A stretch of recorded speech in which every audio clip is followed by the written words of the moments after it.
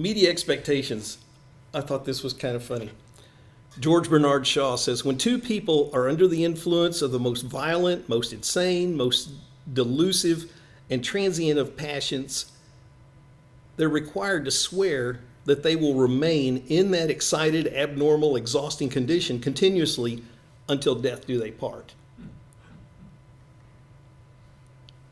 So how long is that joy and that romance going to last into the marriage? When you're young and you're looking down that pipeline, you're thinking, oh, this is going to be great.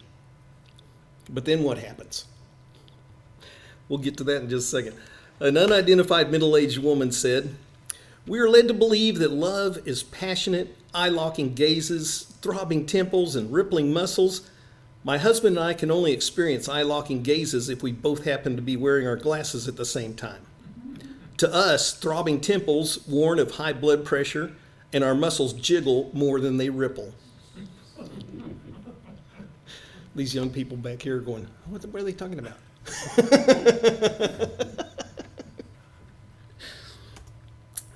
Christianity Today had an article about ideal marriages and just the idea that they're looking forward to this ultimate joy that they're going to experience all their lives. But anytime your marriage, you're going to try to compare your marriage with the yardstick of total joy.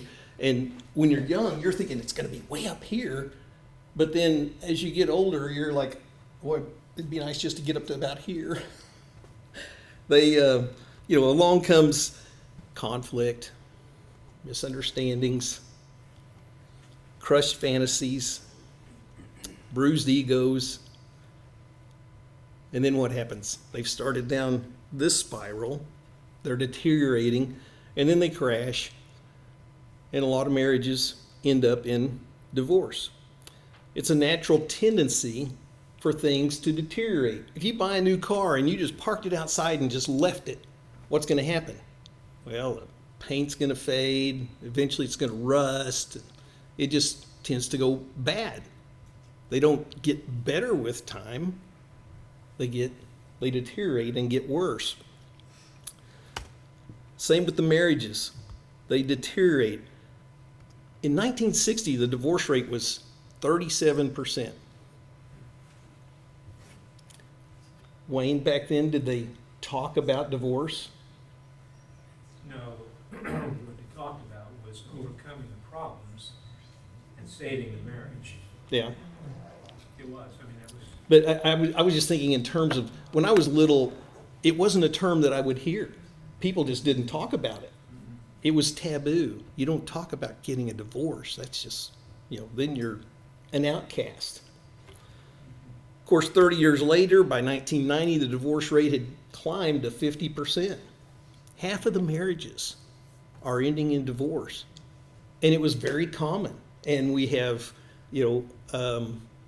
all of the media personalities, not all, but a lot of the media personalities getting divorced, marrying somebody else, getting divorced, marry somebody else. That was just a common trend, and you see it happen, and it became more common. And we see that more and more. Well, you want to guess what the divorce rate is today? 3 out of 4. 3 out of 4, 75%? Seems like Actually, it's gone down. The current divorce rate is only 41%. That surprised me. And they said during COVID, a lot of couples, they expressed in surveys that they felt closer to their mate after being closed in and having to spend more time with their mate, being forced to spend time with their mate. But you also have to mention, too, that more people are cohabitating instead of being married, too. Right. And you don't have the records of how many of those are that long. Yeah, that's true. Is that multiple divorces or just one divorce? I don't know. I'm not sure how that survey went. Let's see. Drifting apart happens slowly. It's like erosion. It just gradually is decaying that relationship, and you don't even notice it until all of a sudden you wake up and there's this canyon between you. Well, how do we offset this decay that's in the relationships? Kenny, was there any thing you ran into. One word I'm missing up there is communication. I've talked to a lot of people over the years, and that seems to be maybe not the greatest, but it certainly has to be one of the top reasons for the encouragement people give to one another, the relationships that they have with one another. We just don't talk. Yeah, We're so busy playing with our phones. exactly. We don't talk at suppers. We go on a trip, and she's busy reading a book. I'm over here looking at the sports scores, and we just don't communicate. And I think for Kay and I, one of the biggest things is that when one of us doesn't want to talk, the other one does. And it's not all talk as much as it is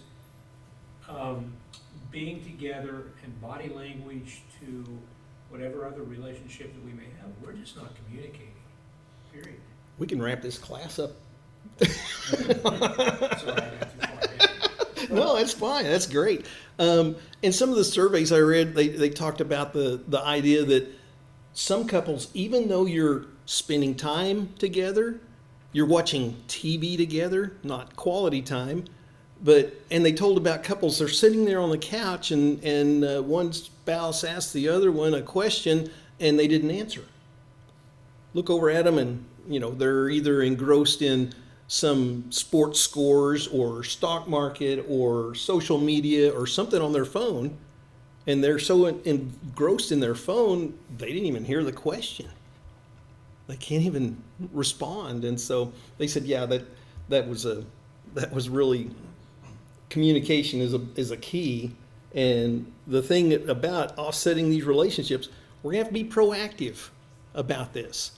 We're going to have to make time to communicate with your spouse. Both the husband and the wife have to become masters of encouragement. It's hard to encourage somebody if you're not communicating with them. The need for each other. Mel's not in here. I was going to tease him about, we're going to go back to Genesis. And God saw that it was good. He said that after every day, at the end of each day, and he saw what he had created, and he saw that it was good. In Genesis 1, verse 10, verse 12, verse 18, verse 21, verse 25. He saw it was good. And then you get to verse 31, and God saw all that he had made, and it was very good. So what happens? Then it starts to deteriorate. Deterioration sets in. Then the Lord said, this is Genesis 2:18, the Lord said, "It is not good for man to be alone. I will make a helper fit for him." Man was needing someone that he could relate to. Pulpit commentary said, to supplement to the incompleteness of his lonely being. He was needing somebody that's compatible, comparable, a companion, a helper. A book designed for marriage, Dwight Small said, "The man is restless while he's missing the rib that was taken out of his side. The woman is restless until she gets under his arm from whence she was taken. It's humbling for the woman to know she was created for the man, but it's glory to know that she alone can complete him. Likewise, it's humbling to the man to know that he is incomplete without the woman, but it is to his glory to know that the woman was created for him." So it's just a mutual, we both need each other. We have to have a commitment to responsibility. Another book, Couples, The Art of Staying Together by Dr. Robert Taylor. He said, we're living in an age of disposability. You use it once and throw it away. Over the past decade, there has developed a feeling that relationships are equally disposable. So many people think of that, we'll get married and if it doesn't work out, we'll try again.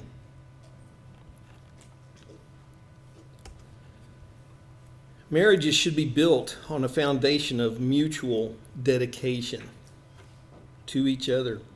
Genesis 2:24, therefore a man shall leave his father and mother and hold fast, cling, cleave to his wife, and they shall become one flesh. Leave and cleave. We'll talk about cleave more in just a minute. Join, unite. The idea is that they're being glued together or cemented together. The Hebrew word for leave and cleave, they're actually covenant treaties, words that are terms that are forceful in the Hebrew. Marriage is permanent, and we're bound by a mutual oath. The word cleave. Jesus quoted Genesis 2:24 and 25 that we just looked at. For this cause shall a man leave his father and mother and cleave to his wife, and they twain shall be one flesh. Wherefore there are no more twain, but one flesh.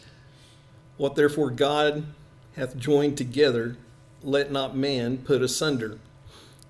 Of the electronic versions of the Bible that I had, the King James was the only one that used the word cleave. So I started to just change the word cleave in one of my other translations. The Hebrew word from 2:24, I already mentioned that the idea of cling, to adhere, figuratively to catch by pursuit, to cleave. The Greek word that's used in Matthew 19:5, glued, here in the quotation of it, the Greek word is that they're glued, they adhere, they cling. They're glued and cemented together. Nothing can separate them except death. So it's a permanent relationship, but how are we going to solve that problem that we're drifting apart? How are we going to reconnect all of that? Well, Psychology Today had an article about the 4-hour relationship.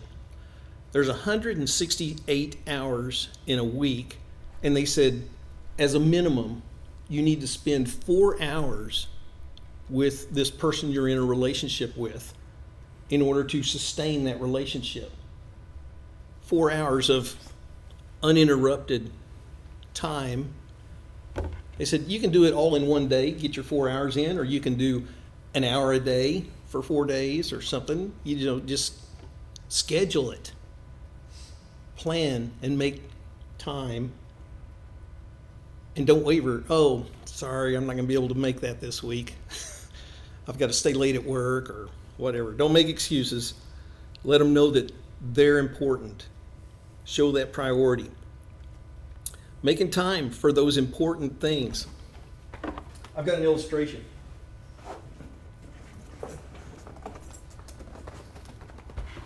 Maybe y'all have seen this. Have you?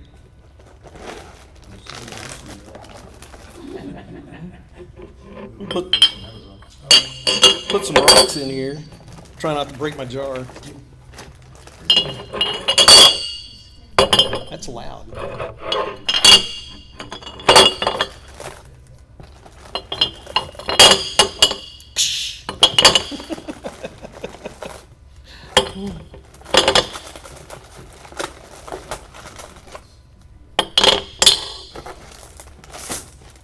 Okay, is my jar full?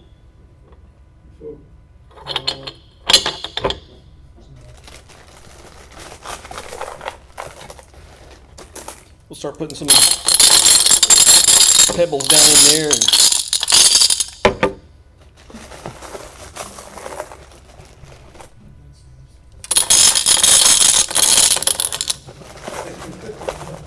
What I miss?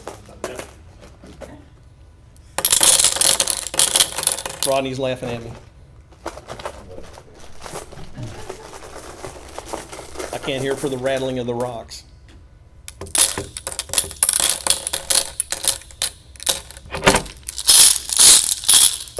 Okay, now is it full? There's some water in Put some water in it. Actually, in the when I saw the video, next he poured a cup of sand down in it, shook the sand down to fill up some more, and then he put water in it, and he said, here's the thing. He said, the big rocks are the important things in your life. And the pebbles and the sand and water, those are little things in life. But if you put the sand and the pebbles in first, you won't have room for the big rocks, the important things in life. So we have to make room for that in our life. Psychology Today also said that there are nice activities that we can do with our spouse. The N stands for new, to avoid being in a rut. Do something new with your spouse, new to one of you or both of you. Learn something at the same time. It has to be interesting to improve ourselves as individuals. If it's boring, sorry we did this. You want to keep it interesting. Make it challenging. Push yourself. You're trying something new, this all goes along with, they all go together. Something exciting and enjoyable. But the big thing is, don't take them for granted. Don't put your life in coast, on autopilot, on cruise control. Because if you do that, you're going to be like Felicity Ace and just be floating out in the Atlantic Ocean, just letting the current take you wherever. Tie the knot. Have y'all heard of this? Have you been to a wedding where they actually tied the knot to bind the couple together? Rodney said yes. So it's an old tradition, and I tried to research it, find out where it came from. Celtic, Mayan, Hindu. There's several places go, oh yeah, we've done that for centuries. And I didn't really find the origin of it. But basically, the couple is bound together. They literally, with a rope, tie them together, and then they can keep the rope as a keepsake for their wedding. And I saw this sign. I thought that's really cute. Choose a seat, not a side. We're all family once the knot is tied. So tying the knot, I mean, that's an expression that I've always heard since I was little. Oh yeah, they tied the knot. And I wondered, where did that come from? Well, that's where it came from, and it's just an old tradition that had been passed down for years. Do you know why mountain climbers tie themselves together? So they all die. Well, it's the opposite of that, maybe. Of course, it's for safety, but one mountain climber said, it's to keep the sane ones from going home. And I thought, tying the knot is kind of similar to that. It keeps them from running away. Well, I've had enough of this. I'm going back home. I'm going to mom and dad. And I've heard of traditions where the parents will take the dinner plate of the child and break their plate and let them know, you're not eating at our house anymore. Being bound and committed to each other. Ken Canfield said, the challenge of this generation is to make marriage a prerequisite to fathering.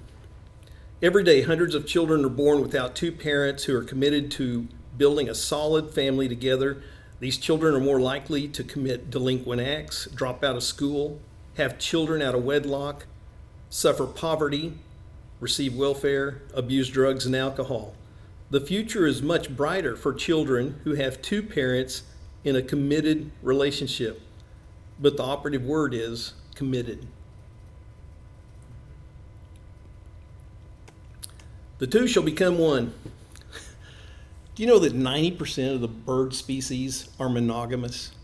We always see swans and doves, but most of the birds are monogamous.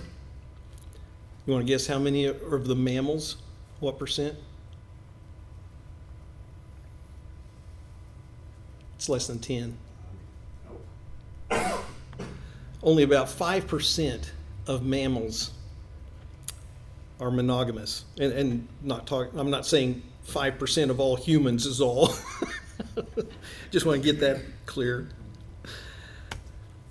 Robertson McQuilkin, he was a president of Columbia Bible College, and in 1990, his wife, Muriel, was in advanced stages of Alzheimer's. And he had worked with this for a long, he was still trying to work while she was starting to deteriorate, but finally it got to the point, he would leave to go to work, and she would just be downright angry. She would have anger and rage, and so he decided he's going to have to resign. He's going to have to quit his job so he can take care of his wife. And he thought, in his mind, or in his logic, he was thinking that this is going to reflect on his integrity. If he doesn't stay home and take care of his wife, what are people going to say about him? He had a responsibility. In sickness and in health, till death do we part. And he said, if I care for the next 40 years, I will not be out of debt. I don't have to. I get to. I get to do that. Being dedicated and responsible is just, it takes a strong person, a strong relationship to do that. And I don't know, I'm thinking about when I went off to college, and that first time you're away from home, and Sunday morning you wake up and you go to church. Well, it's not because mom and dad are there saying, you have to go. It's time to go. That's when I had this realization that I'm going to church because I want to go to church, not because I have to go to church. And he had that same attitude about his wife. I promised her to take care of her in sickness and in health. And so that's what he did. He resigned his job to go be with his wife. Be thankful for your wife. Proverbs 18:22. The one who has found a good wife has found what goodness is and obtained a delightful gift from the Lord. Malachi 2:15. Did he not make them one with a portion of the Spirit in their union? And what was the one God seeking? Godly offspring. So guard yourselves in your spirit, and let none of you be faithless to the wife of your youth. The Net Bible says, be disloyal. Let none of you be disloyal to your wife.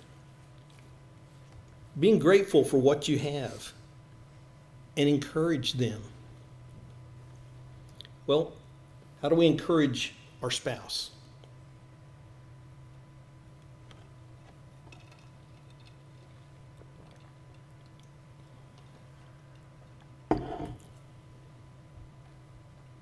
No ideas?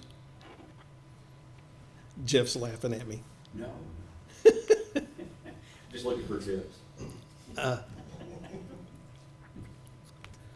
Pay attention to their dreams.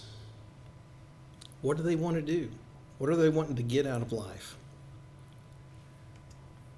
Be interested in the things that matter to them.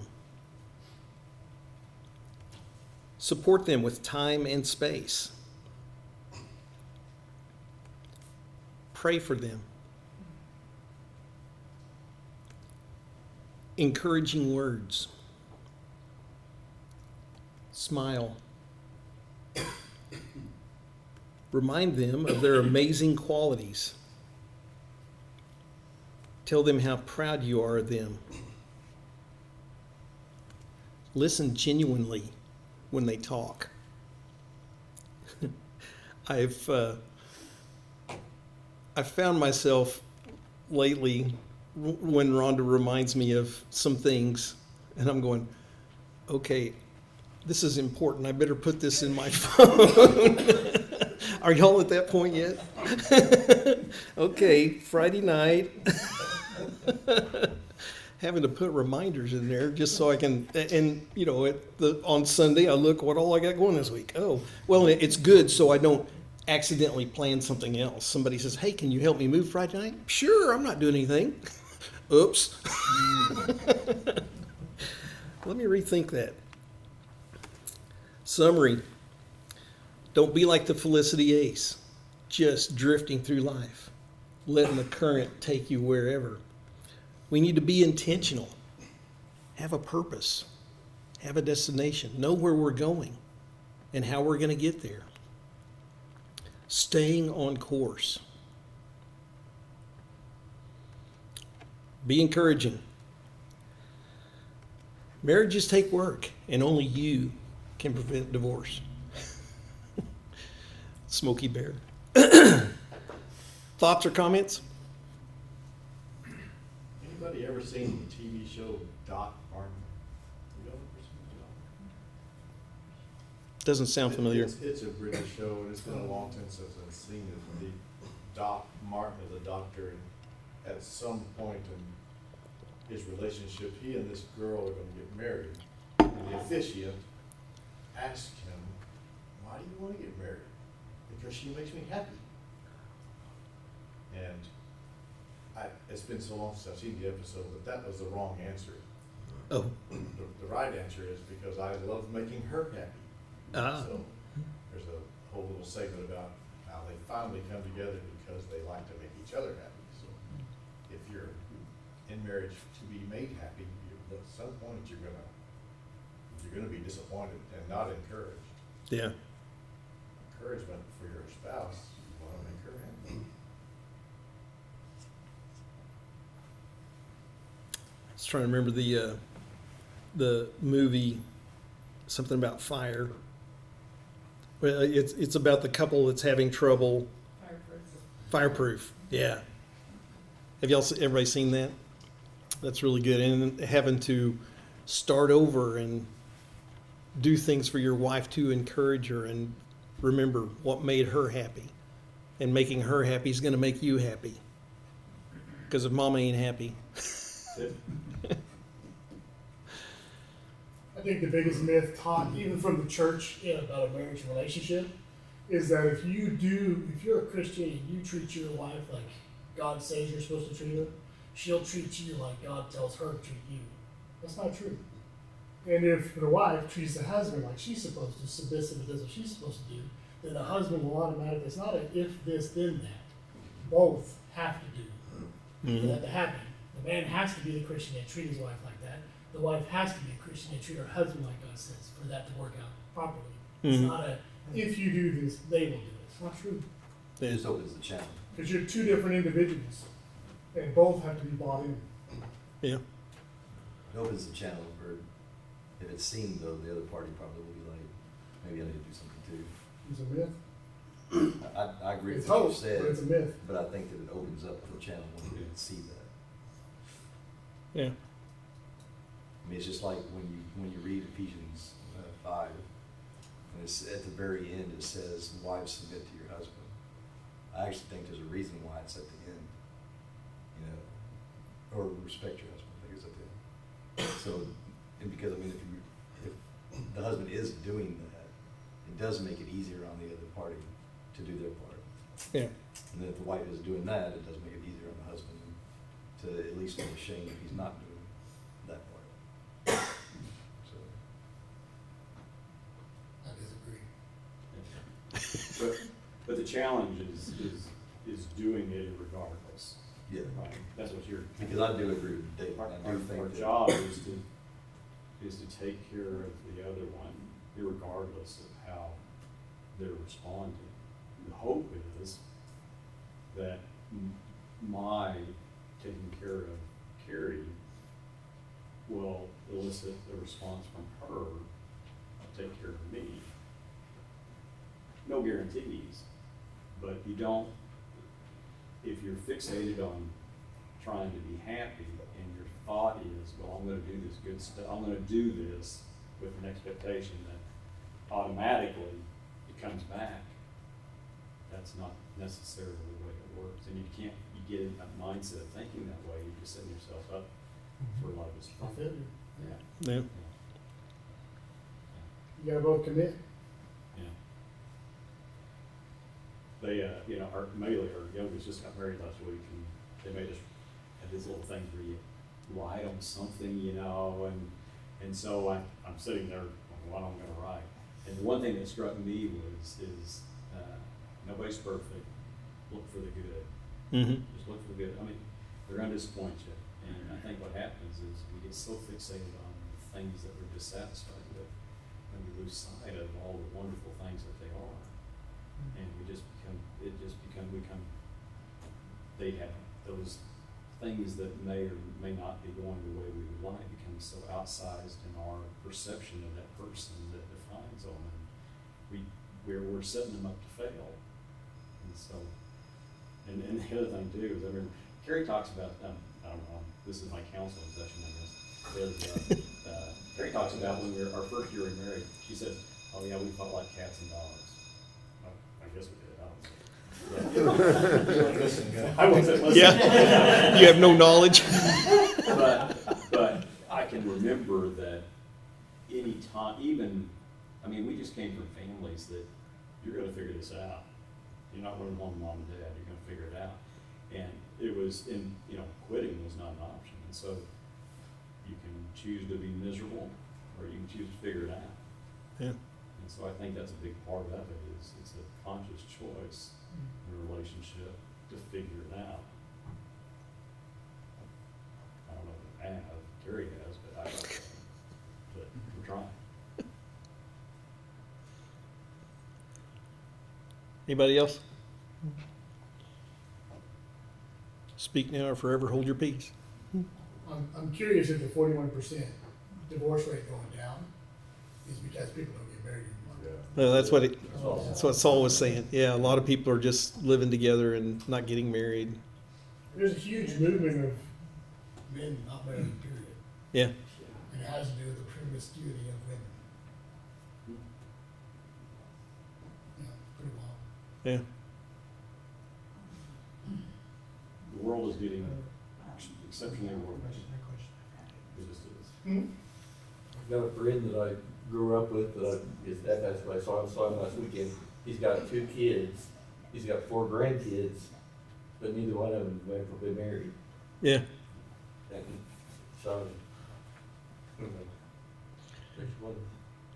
I know I've told the story in the previous class about one of my coworkers that they got married right out of high school, and he's getting ready to retire from the FAA, but he was needing a copy. The FAA has to have a copy of that marriage certificate to prove that she has survival benefits, and so he said, "Well, our house was blown away by a tornado." He said, we don't have a copy of the marriage license. And they said, well, you're going to have to go down to your county courthouse and get a copy of it and send it to us. So he goes down to the county courthouse and they're looking for it. He goes, this is the date I got married. And they did a search on that date and there's nothing. He said, well, here's our names. And they did a search on the names. They did a search for everything. And it never got filed.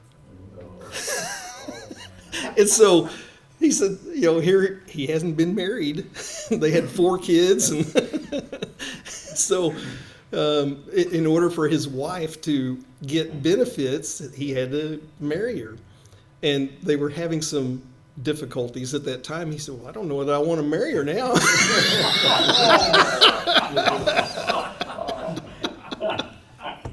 But he did. They got married and sent the license in, and so she's going to get her survivor benefits, and because she killed him right after. No. But I thought that was so funny. So make sure you got that license filed. All right, let's have a prayer. Dear God, thank you so much for this beautiful evening, for the rain that we've received today, and the good health that we enjoy. Thank you for this time that we've had to study a part of your word. Father, help us to go out and encourage the others in our lives and to be a shining example for you. In Jesus' name we pray. Amen.